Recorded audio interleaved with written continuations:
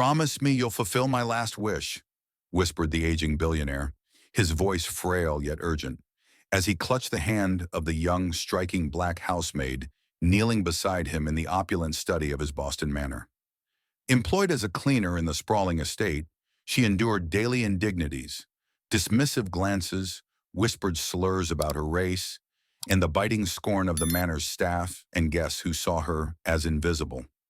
Yet in this moment, her world shifted. What could a man of such wealth entrust to a woman so overlooked? Stay with us until the end.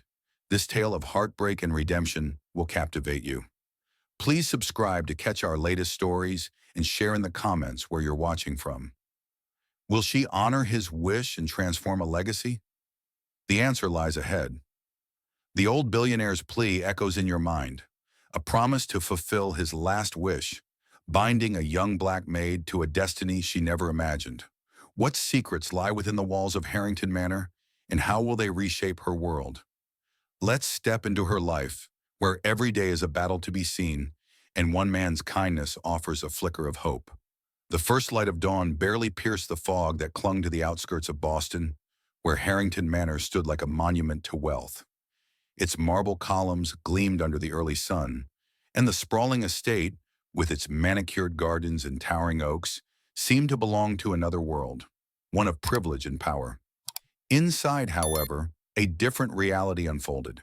The young black woman, aged 32, pushed open the heavy service door at precisely 5:45 a.m., her worn sneakers silent against the polished stone floor.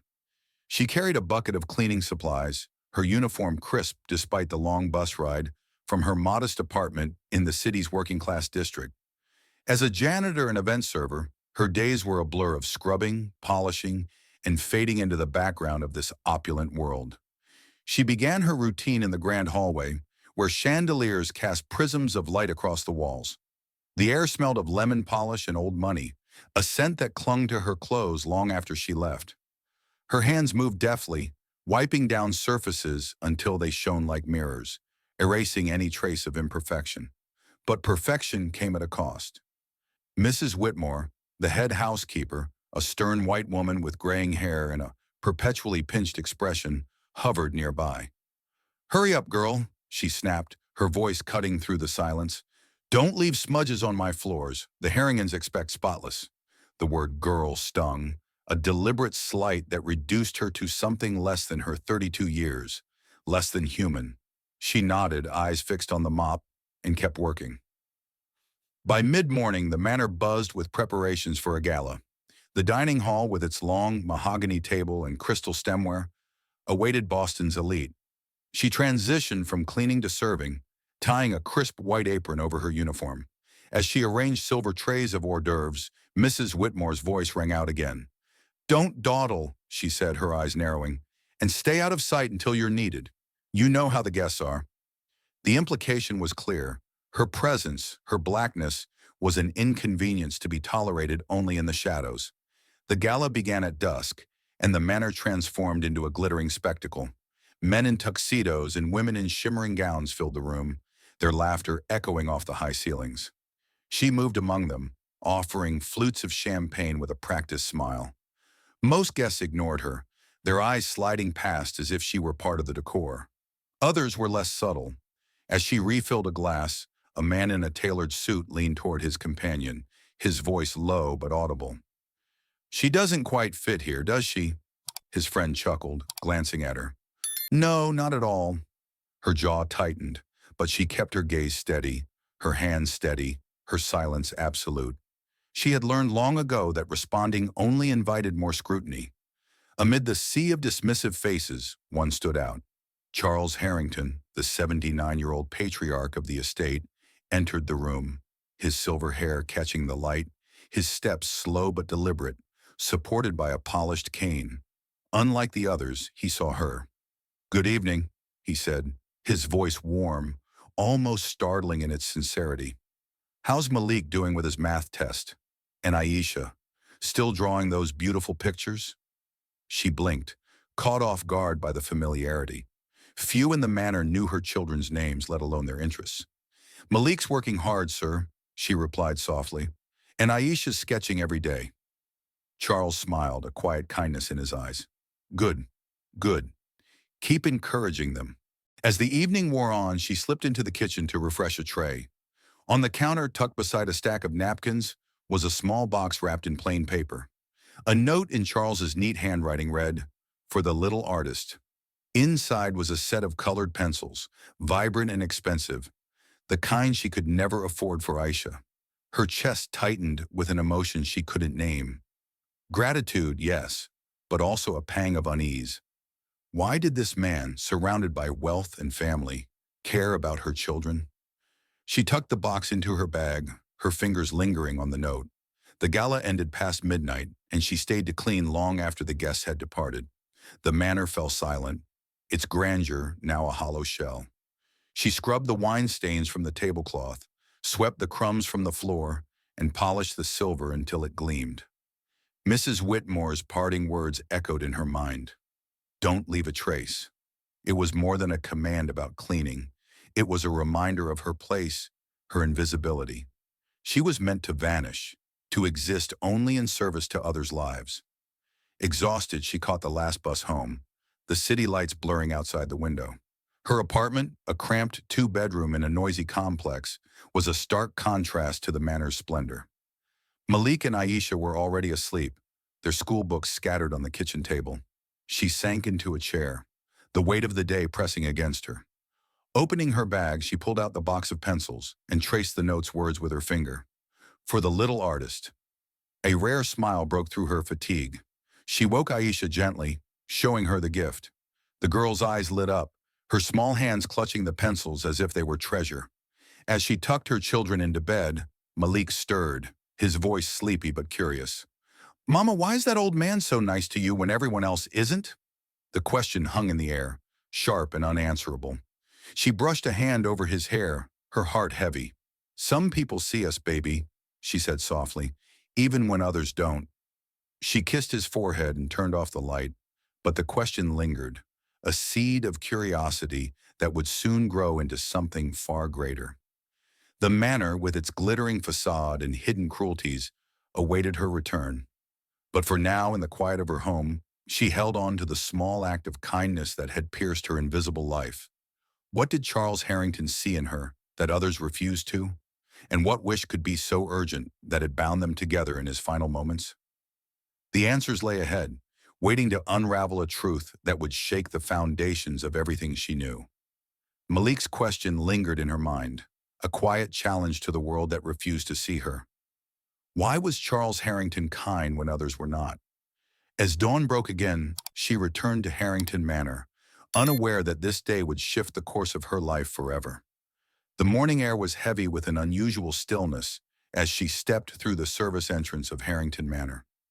The grand estate, usually alive with the hum of activity, felt eerily silent as if holding its breath. She carried her cleaning supplies, the familiar weight grounding her, but a faint unease stirred in her chest. The marble floors gleamed under the soft light filtering through tall windows, and the scent of polished wood filled the air. Her routine was second nature. Start in the kitchen, prepare coffee for Charles Harrington, and begin the day's tasks. But today, something felt off. She moved to the kitchen, its stainless steel counters reflecting the dim glow of pendant lights. She measured out coffee grounds, the rich aroma rising as she filled the pot, expecting to hear Charles's slow footsteps or the tap of his cane. He was always an early riser, often found in the dining room by 7, flipping through a newspaper with a mug in hand. But the clock ticked past 7, then 7:30, and the dining room remained empty. Her unease grew, a knot tightening in her stomach. She glanced at the staircase leading to the upper floors, hesitating. It wasn't her place to check on him. Mrs. Whitmore had made that clear early on. Stay in your lane, the housekeeper had snapped once, her tone sharp with authority. Yet the silence gnawed at her. Wiping her hands on her apron, she climbed the grand staircase, her sneakers muffled against the thick carpet runner. The manor's opulence surrounded her, gold-framed portraits, intricate crown molding, but it felt hollow without Charles's presence. She reached the study door, slightly ajar, and paused. A faint sound, like a labored breath, came from within. Her heart quickened. She knocked softly. Mr. Harrington? No response. She knocked again, louder, her voice trembling. Sir, are you there?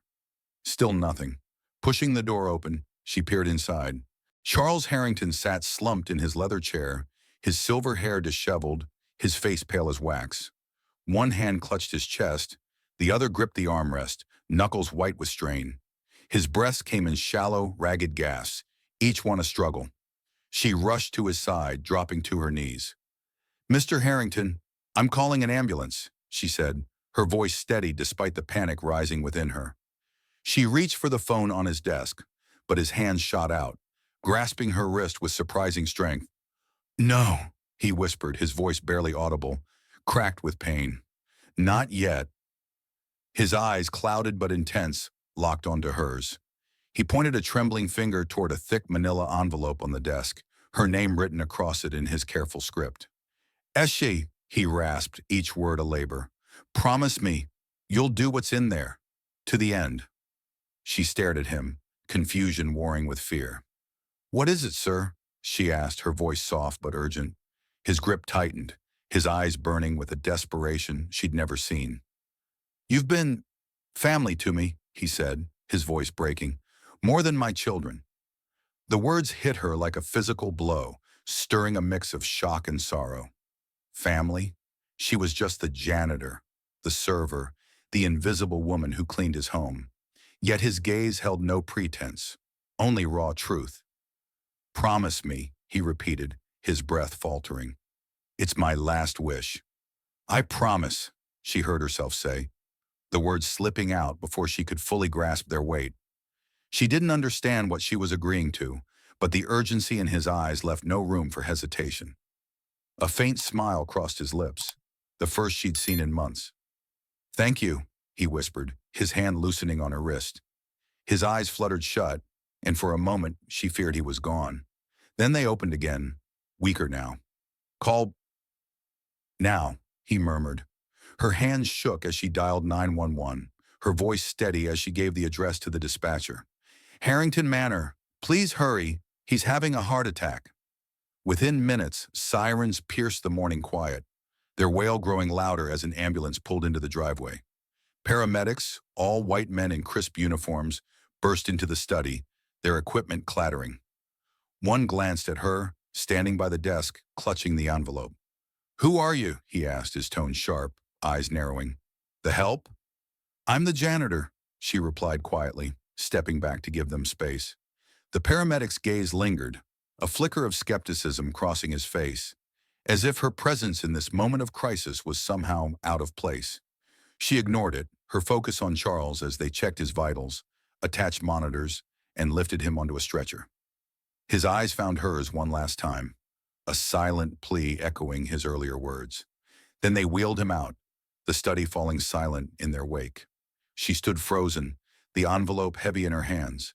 The weight of his words, family, last wish, pressed against her, mingling with the sting of the paramedic's question. She wasn't supposed to be here. Not in this moment, not in this role. Yet Charles had chosen her, entrusted her with something she couldn't yet comprehend. She sank into a chair in the kitchen, the envelope resting on the counter. The coffee she'd made sat cold in the pot, a reminder of the routine shattered by this morning's events. Her fingers traced her name on the envelope, the ink a stark contrast to the chaos in her mind. What could be so important that he'd clung to consciousness to tell her? Why her, when he had children, a legacy, a world she could never belong to? The manor's silence pressed in, broken only by the faint ticking of a clock. She thought of Malik and Aisha, safe at home with her neighbor, unaware of the storm brewing in their mother's life. The kindness Charles had shown, pencils for Aisha, questions about Malik's dreams, now felt like pieces of a puzzle she couldn't yet solve. Her phone buzzed, jolting her from her thoughts. The screen showed Edward Harrington's name, Charles's son. She answered, her voice steady despite the tremor in her chest. Eshe, it's Edward, came his clipped voice. My father had a massive heart attack. He didn't make it. The words landed like a stone, sinking deep. I'm so sorry, she whispered, her throat tight. Edward continued, his tone all business. Stay at the manor tonight. We'll need to sort things out tomorrow. As the call ended, she stared at the envelope, her heart heavy with a strange grief. Charles Harrington was gone, the one person in this gilded cage who had seen her, truly seen her. Now she held his final wish, a burden and a mystery. The kitchen's sterile light cast shadows across the counter, and she felt an emptiness, as if the only person who recognized her humanity had vanished, leaving her alone with a promise she didn't yet understand. The emptiness of Charles Harrington's absence settled over her like a shroud, his final words echoing in the quiet kitchen. A promise to carry out his last wish. As night fell over Harrington Manor, she remained bound by duty and a mystery that would soon unravel the very fabric of her life. Darkness cloaked Harrington Manor, its grand halls now silent, the opulence muted under the weight of loss. She sat alone at the kitchen counter, the manila envelope before her, its edges worn from her hesitant touch. Edward's call had tethered her to the estate. His curt instruction to stay and assist with the funeral arrangements was a reminder of her place in this world of wealth. The cold coffee pot sat untouched, a relic of the morning's chaos, and the ticking clock marked the hours since Charles's departure. Her fingers trembled as she traced her name on the envelope, written in his precise hand. What could he have entrusted to her, a woman who existed only to clean and serve? With a deep breath, she broke the seal, the sound sharp in the stillness. Inside was a letter, its pages heavy with ink, accompanied by a stack of legal documents bearing the letterhead of Jonathan Price, a prominent Boston attorney known for handling the affairs of the city's elite. She unfolded the letter first, her eyes scanning Charles's words, each sentence a revelation that struck like lightning. "My dearest Eshi," it began, "if you're reading this, I am gone, and you hold the truth I was too weak to face in life." Her heart raced as she read on, the words pulling her into a past she'd never known. 40 years ago, Charles Harrington had loved a black woman named Amira Williams, a love forbidden by the rigid expectations of his world.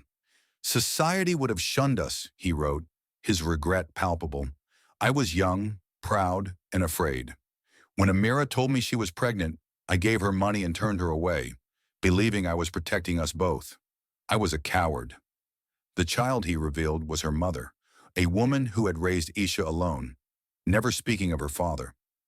Ishi's breath caught, her mind reeling.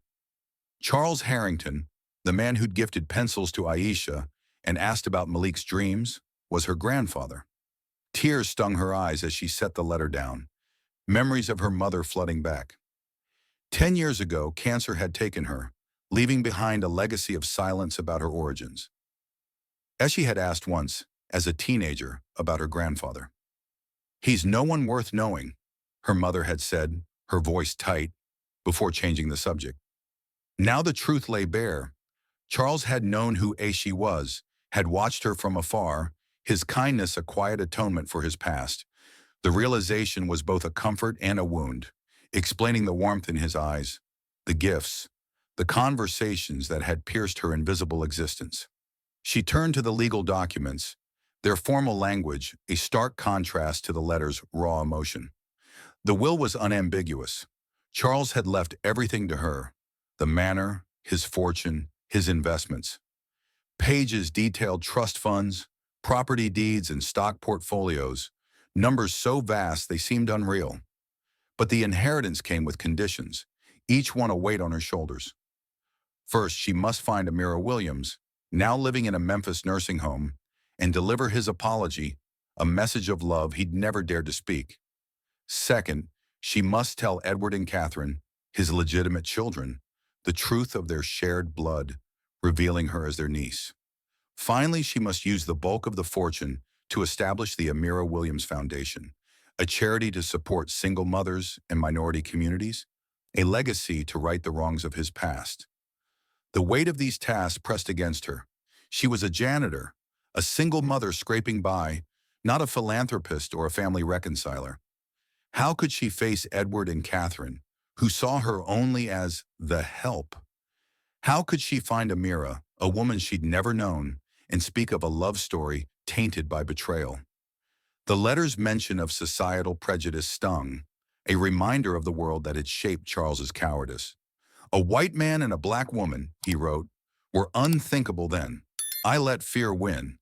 The words echoed the slights she faced daily, the housekeeper's sneers, the guests' whispers, rooted in the same biases that had torn her family apart decades ago. Yet Charles's confession wove them into his shame, not a lecture, keeping her focus on his story, not her pain. She leaned back, the chair creaking under her. The kitchen, with its gleaming appliances, felt like a stage where her life was about to take a turn. She thought of Malik and Aisha, asleep in their small apartment, unaware of the legacy now tied to their names. Charles's gifts, the pencils, the questions about their lives, took on new meaning. He hadn't just seen her. He'd seen his daughter in her, his grandchildren in her children. The thought brought a fresh wave of grief, not just for his death, but for the years lost to silence. She reread the letter, her fingers brushing the ink as if it could connect her to him. "You've shown me kindness I didn't deserve," he wrote. "Your strength, your dignity, your love for your children. These are what I should have been." Tears fell, blurring the words. She remembered the paramedic's skeptical glance, the housekeeper's sharp commands, the guest's dismissive eyes. Charles had been different, his warmth a beacon in a world that pushed her to the margins.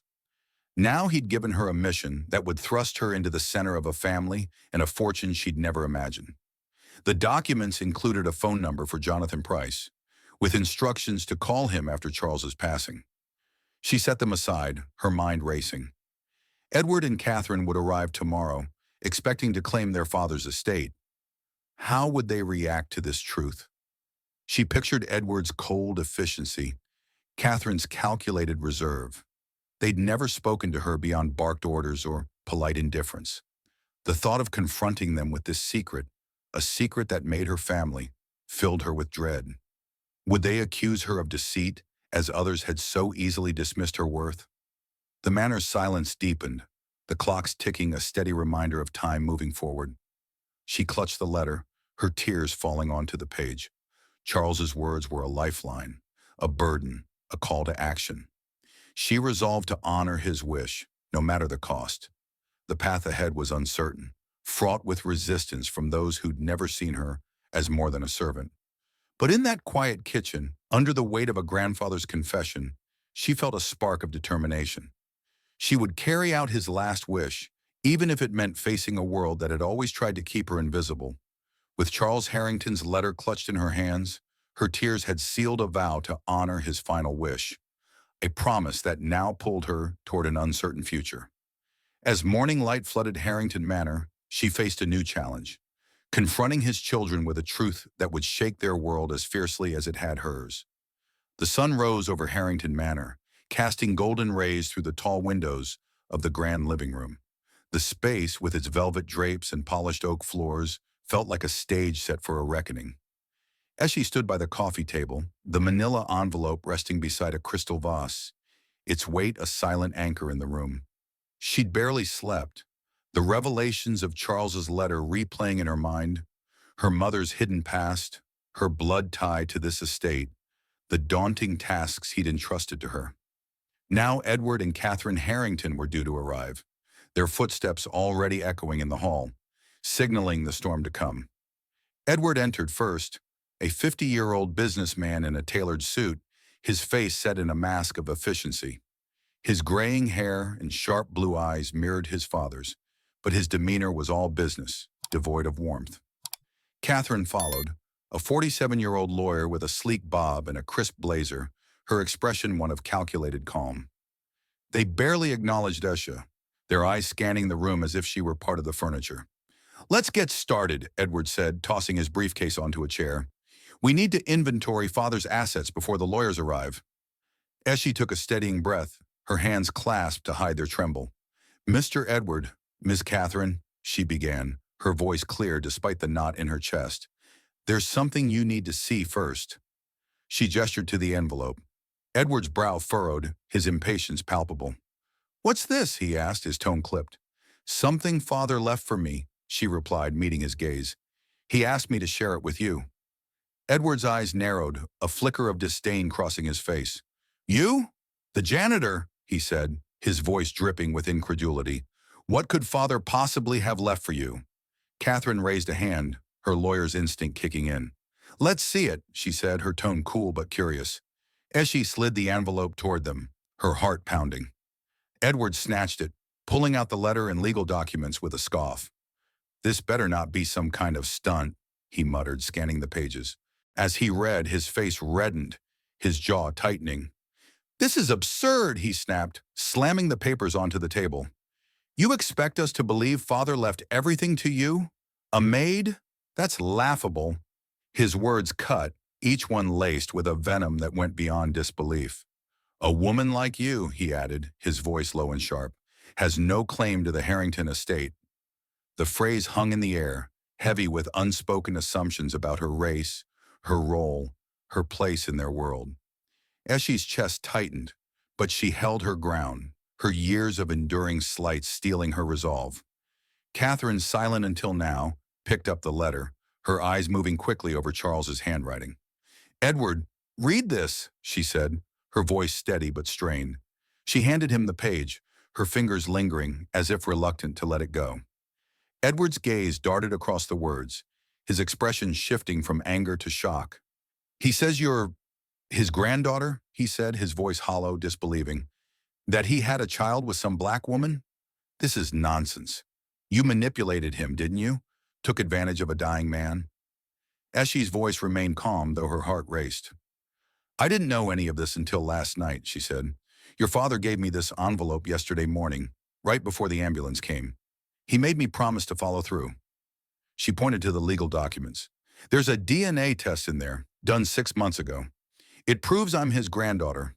My mother was his daughter, born to Amira Williams, a woman he loved but abandoned because of what people like you might think. Catherine's eyes widened as she flipped through the documents, finding the DNA results. The letterhead from Jonathan Price's firm lent weight to the claim, and Charles's words in the letter were raw, unfiltered. I was a coward, he wrote. I loved Amira, but I let society's judgment tear us apart. Eshy, you are my granddaughter, and I've spent these years trying to make amends through you. Catherine's hand trembled slightly, her composure cracking as she read his apology for abandoning Amira, for never knowing his daughter, Eshy's mother. Edward threw the letter down, his face a mask of fury. This is blackmail, he shouted.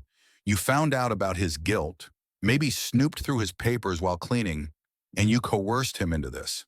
There's no way a maid ends up with millions unless she's scheming. His accusation stung, echoing the countless times her presence had been questioned, her worth dismissed. Eshy met his gaze, unflinching. I never asked for anything but my paycheck, she said, her voice steady.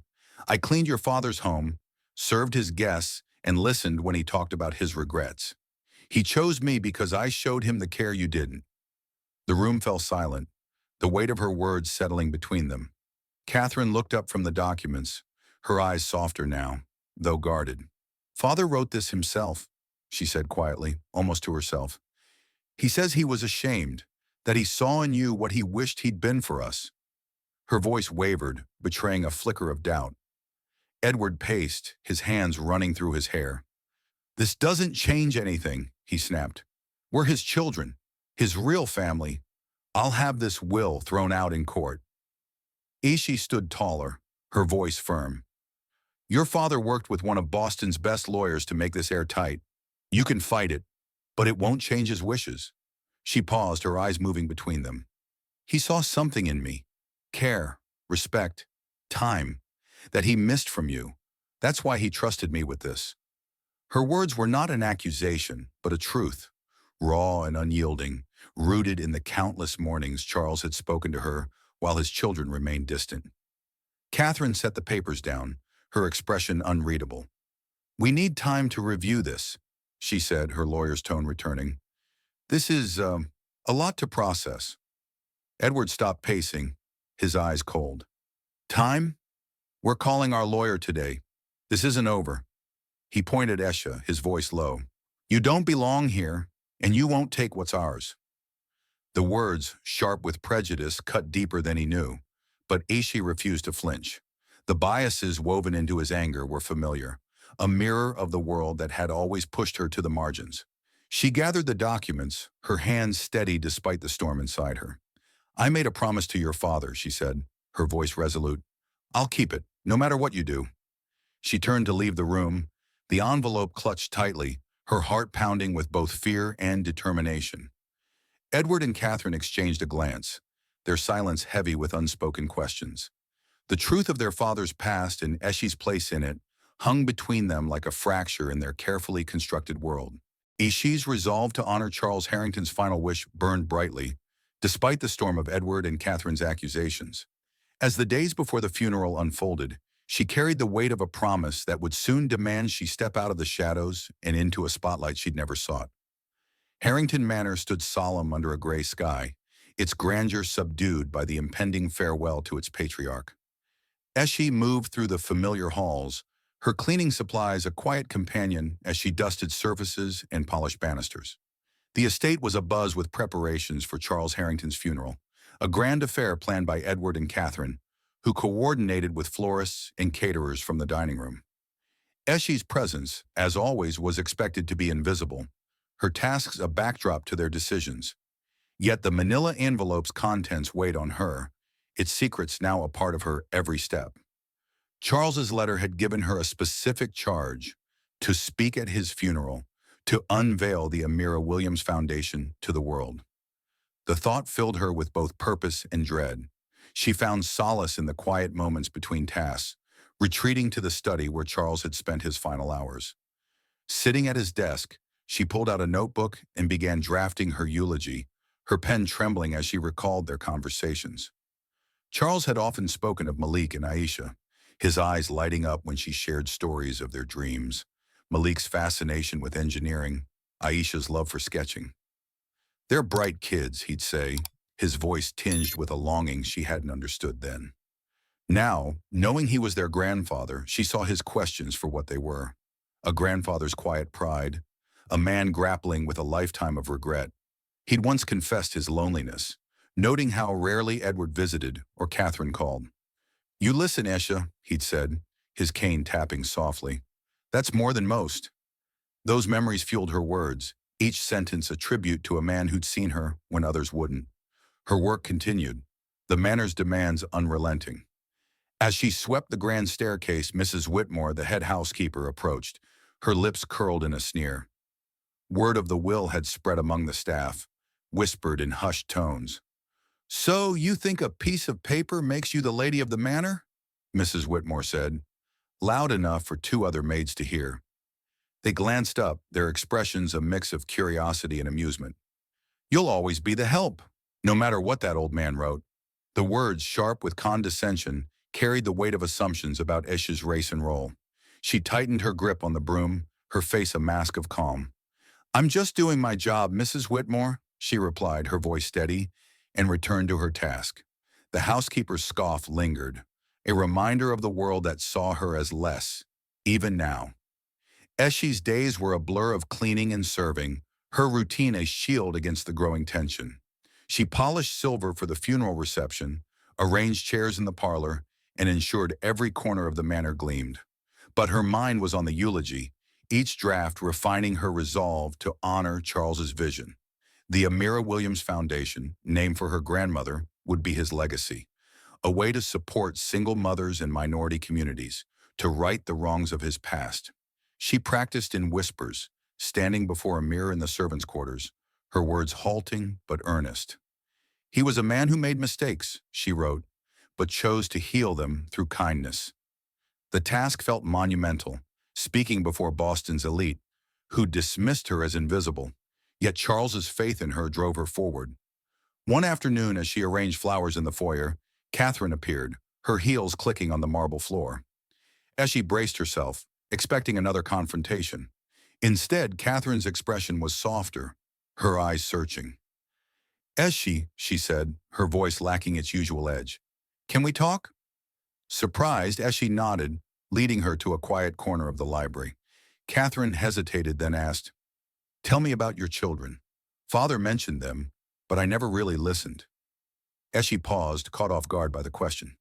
"Malik's 10, she began, her voice warming. He wants to be an engineer, always tinkering with things.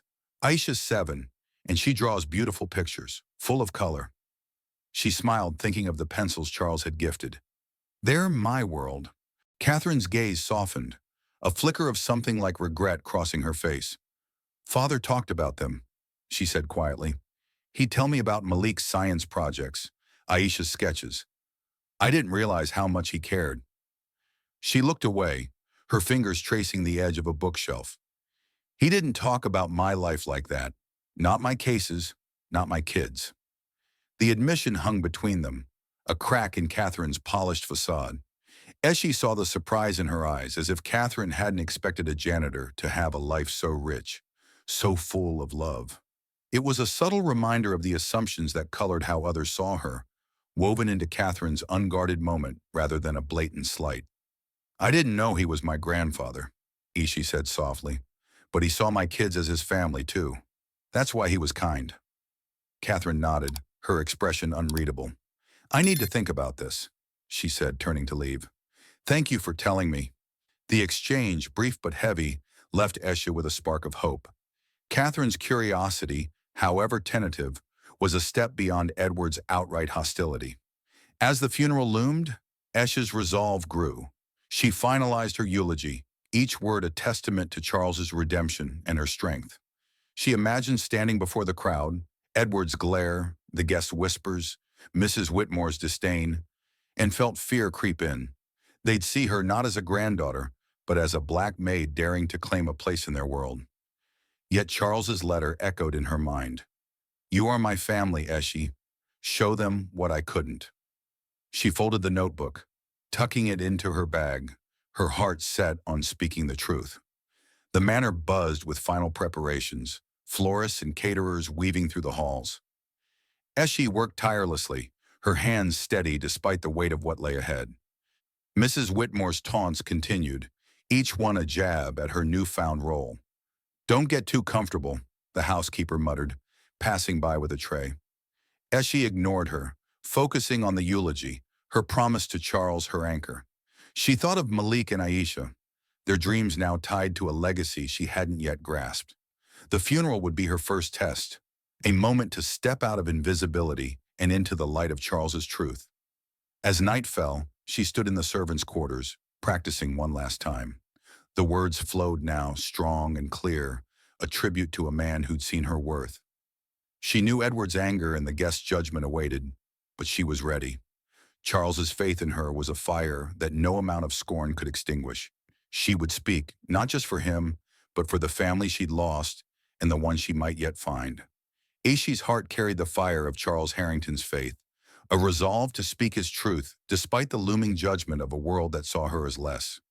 As the day of the funeral dawned, she stood ready to step from the shadows into the light, her eulogy a testament to a man who dared to seek redemption. The Grand Cathedral in Boston loomed under a somber sky, its stone facade as imposing as the wealth it represented. Inside, rows of pews filled with hundreds of mourners, their tailored suits and elegant dresses marking them as the city's elite, nearly all white, their faces a mix of solemnity and curiosity. The air was thick with the scent of lilies and polished wood, the organ's low hum underscoring whispered conversations. Eshe stood at the back, her black dress simple but neatly pressed, the notebook containing her eulogy tucked in her hand. She felt the weight of countless eyes, some dismissive, others puzzled, as if her presence among them was an anomaly. Charles Harrington's casket rested at the altar, draped in white roses, a silent anchor for the day's grief. The service began with formalities, a priest's prayer, a hymn, and remarks from distant relatives. Edward and Catherine sat in the front row, their postures rigid, their faces unreadable. Edward's jaw was set, his earlier threats of legal action lingering in Eshe's mind. Catherine's eyes, red-rimmed, hinted at a softer grief, perhaps stirred by their recent talk. Eshe's role was to close the service, a request Charles had made in his letter, one she'd practiced in the quiet corners of the manor. As the priest called her name, a murmur rippled through the crowd, heads turning, eyebrows raised. A black woman, the janitor speaking at Charles Harrington's funeral? The air tightened with unspoken questions, the subtle tension of assumptions about her place in this world. She stepped to the pulpit, her heart pounding but her steps steady. The sea of faces before her held curiosity, skepticism, even faint hostility. She adjusted the microphone, her hands steady despite the knot in her chest, and began. Charles Harrington was a man of contradictions, she said, her voice clear, carrying through the cathedral. He built a legacy of wealth, but he carried a heavier burden. Regret. She paused, letting the words settle. He loved a woman once, a black woman named Amira Williams, but he let fear and judgment tear them apart. That choice haunted him, and in his final years, he sought to make it right. The crowd shifted, some leaning forward, others exchanging glances. A woman in a pearl necklace whispered to her neighbor, her lips pursed, as if Eshu's words were an intrusion. Eshu pressed on, her voice gaining strength. Mr. Harrington was kind to me, a woman most of you never noticed. He asked about my children, remembered their dreams, and saw in me what many of you didn't. A person. Her eyes swept the room, meeting Edward's hard stare, Catherine's softened gaze. He was lonely, not for lack of wealth, but for the family he'd lost to his own mistakes. In the end, he chose to heal those wounds. She unfolded her notebook, though she barely needed it, the words etched in her heart. Mr. Harrington left a final gift to the world. The Amira Williams Foundation. It will support single mothers and minority communities, giving them the chances he denied his daughter. A low murmur spread through the crowd, some nodding, others stiffening, their discomfort palpable. A man in a gray suit muttered, "A charity? From her?" The words, though quiet, carried the weight of doubt, a subtle jab at her race and role, woven into the room's tension rather than a direct attack. As she ignored it, her focus unwavering. This foundation is his way of righting a wrong, of honoring the woman he loved and the daughter he never knew. Her voice softened, but its power grew. He taught me that love is imperfect, that we falter, but there's always a chance to heal. She looked at the casket, her throat tight. He made mistakes, but he spent his final days trying to mend them. He saw hope in giving others a better life, and I'm honored to carry that forward. Tears glistened in her eyes, but she held them back, her words ringing with conviction. The cathedral fell silent, the murmurs fading. Catherine's head bowed, tears streaming down her cheeks. Edward's gaze dropped to his hands. His earlier defiance softened, if only for a moment. Even the skeptical faces in the crowd shifted, some wiping their eyes, others nodding slowly, caught in the raw truth of her words. As she stepped down, the organ began a solemn hymn, but the air felt different, charged with a quiet shift. She returned to her place at the back, her heart racing, the weight of her task lifted. She'd spoken for Charles, for Amira, for herself, and the room had listened, even those who dismissed her before. The subtle hostility in their glances, the pursed lips, the raised brows hadn't stopped her. It was a quiet prejudice, not shouted but felt, a reminder of the world she navigated daily. Yet her voice had cut through it. After the service, mourners filed out, some offering nods, others avoiding her gaze.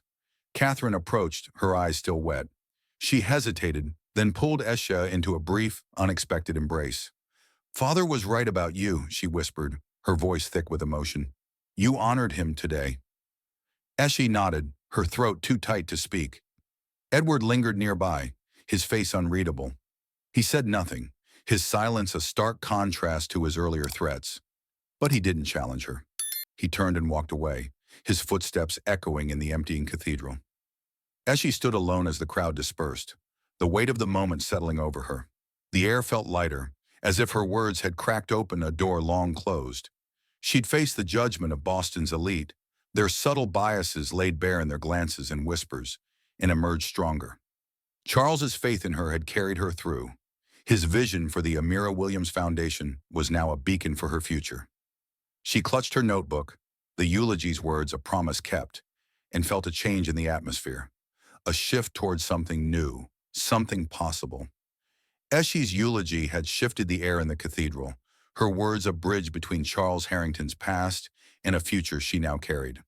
With his truth spoken, she turned her gaze southward, to Memphis, where the next step of his final wish awaited. A meeting with a grandmother she'd never known, and a chance to heal a decades-old wound. The road to Memphis stretched long and winding, the hum of the bus a steady companion as she watched the landscape blur past. The weight of Charles Harrington's letter rested in her bag, its words a compass guiding her to Amira Williams, the woman whose love had shaped her family's story.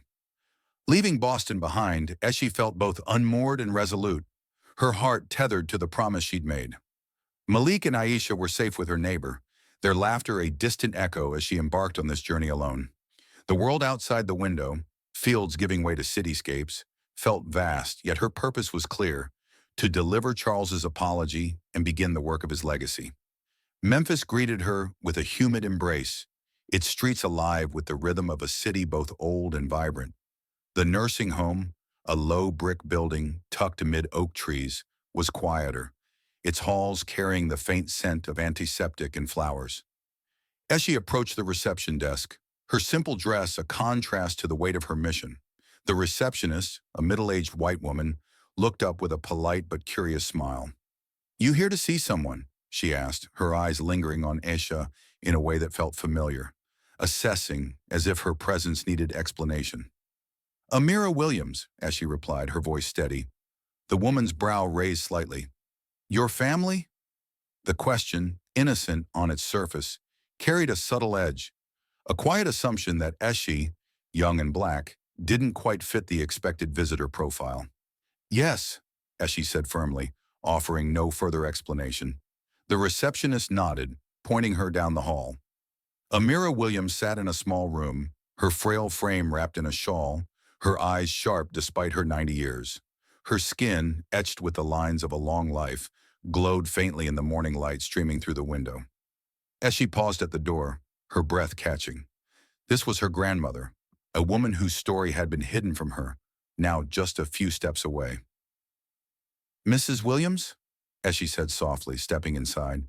Amira's gaze lifted, her eyes narrowing with curiosity, then softening. "You must be Eshe," she said, her voice steady but warm. Eshe nodded, surprised. "Charles told me about you," Amira continued, a faint smile playing on her lips. "He sent money for my care. Never said it was him, but I knew." Eshe sat beside her, the letter trembling in her hands. "He wanted me to tell you something," she began, her voice thick with emotion. "He loved you, all those years ago, but he was afraid of what the world would say about a white man and a black woman. He left you when you were pregnant, and he's carried that shame ever since." Amira's eyes glistened, but she remained still, listening. "He asked me to say he's sorry, that he never stopped loving you." Tears spilled down Amira's cheeks, and she reached for Esha's hand, her grip surprisingly strong. "I forgave him long ago," she whispered. "I had to, for my daughter, for your mother." The words unlocked something in Esha, a flood of grief and connection. She told Amira about Charles's final days, his kindness to her and her children, his regret for the family he'd lost. "He knew about me," as she said, her voice breaking. "He was my grandfather, and he wanted to make things right." Amira's smile widened, her eyes bright with pride. "You're my granddaughter," she said, squeezing Esha's hand. "And you're here, carrying his heart. That's enough for me." Eshe shared Charles's vision for the Amira Williams Foundation, explaining how it would honor her name by helping single mothers and minority communities. "He wanted your legacy to live on," as she said, "to give others the chances you and my mother deserved." Amira's face lit up, her voice steady despite her tears. "You're the pride of both of us," she said. "Take my name and make it mean something." The moment, heavy with decades of unspoken love, felt like a bridge across generations, a healing of wounds Eshe hadn't known she carried. Returning to Boston, Eshe felt transformed. The meeting with Amira was a cornerstone of her resolve. She met with Jonathan Price, the attorney whose name had been in Charles's documents. His office, all sleek glass and mahogany, was a world apart from her own, yet he greeted her with a respectful nod. "Mr. Harrington planned this meticulously," he said, spreading out papers detailing the foundation's framework. "You're to lead it with funds already allocated." As she nodded, her mind racing with the scope of the task, scholarships, job training, community support, all to honor a woman she'd only just met. Catherine called later that day, her voice tentative but warm. "I've been thinking about what you said at the funeral," she said. "I want to help with the foundation. It's what Father would have wanted." Eshy's heart lifted, a flicker of hope for a family she might yet know. Edward, reached by phone, was less forthcoming. "I won't fight the will," he said gruffly, his tone reluctant but final. "But don't expect me to like it." His concession, however grudging, was a victory, a step toward fulfilling Charles's vision. Back at her apartment, Eshy watched Malik and Aisha play, their laughter filling the small space. Malik tinkered with a toy car, dreaming of engineering, while Aisha sketched with the pencils Charles had given her. Eshy saw her grandfather in their dreams, his legacy now hers to shape. The Amira Williams Foundation wasn't just a charity, it was a promise to lift others as she'd been lifted, to give hope to those the world overlooked. Eshy stood before Harrington Manor one last time, its marble columns no longer a barrier, but a gateway. She was no longer the janitor, the invisible woman scrubbing its floors. She was Charles Harrington's granddaughter, Amira's pride, the bearer of a legacy that would shine light into forgotten corners. With the foundation's work ahead and her grandmother's blessing in her heart, she was ready to fulfill his final wish, to bring hope to those who, like her, had been unseen for too long. Ishi's journey from an unseen janitor to the bearer of a transformative legacy has woven a tale of redemption, family, and hope. Her courage to honor Charles Harrington's final wish, despite a world that sought to diminish her, leaves us with a powerful question. What does it mean to truly see someone? We invite you to share your thoughts in the comments below. How did Eshy's story move you? And what lessons will you carry forward? Your reflections help keep this story alive. Thank you for joining us on this heartfelt journey, for listening to a narrative that bridges past and future.